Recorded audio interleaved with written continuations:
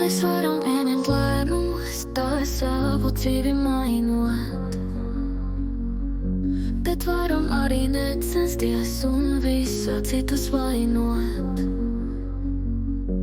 Viss liksies dzīvē tieši tāds, kā paši definēsim. No apņēmības labu teikt mēs jaunu uzvarēsim.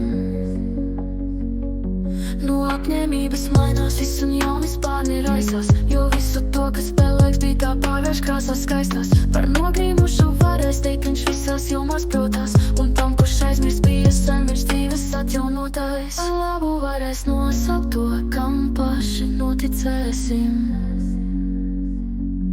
Un nebūs cita spēka klāt, vien tas, kam palīdzēsim. Jo radīšanas spējas aizsāles katrā dzīvā būtnē.